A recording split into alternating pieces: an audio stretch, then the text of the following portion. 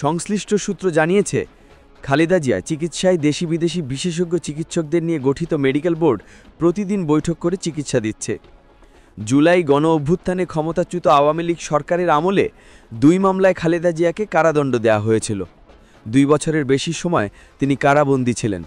2020 সালের 25 মার্চ তৎকালীন সরকার নির্বাহী আদেশে তার সাজা স্থগিত করে মুক্তি দেয়।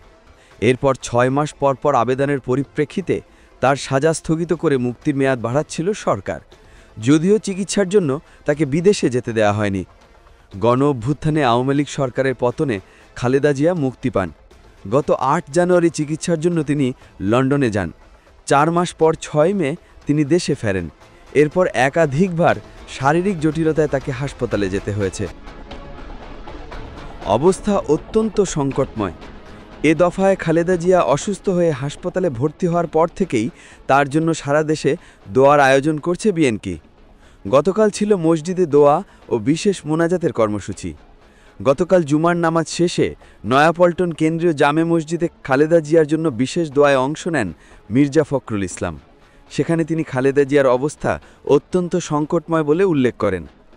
মহাসচিব বলেন, গতকাল রাতে অর্থাৎ বৃহস্পতিবার ডাক্তাররা বলেছিলেন তার শারীরিক অবস্থা অত্যন্ত সংকটময়।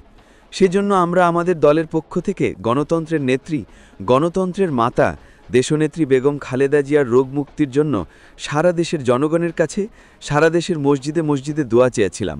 সেই কর্মসূচির অংশ হিসাবে আজকে নয়াপল্টনের মসজিদে নামাজ আদায় করে আমরা সবাই দেশনেত্রীর রোগ মুক্তির জন্য পরম করুণাময় আল্লাহর কাছে দোয়া চেয়েছি। আমরা দোয়া চেয়েছি আল্লাহর কাছে তিনি যেন ম্যাডামকে সম্পূর্ণ সুস্থ করে দেন, সুস্থ অবস্থায় আবার জনগণের মাঝে ফিরিয়ে দেশের মানুষের জন্য কাজ করার সুযোগ দেন। তিনি আরও বলেন, আমরা আবারও দেশের মানুষের কাছে তার রোগ মুক্তির জন্য দোয়া করার আহ্বান জানাচ্ছি। সবাই ম্যাডামের জন্য দোয়া করবেন।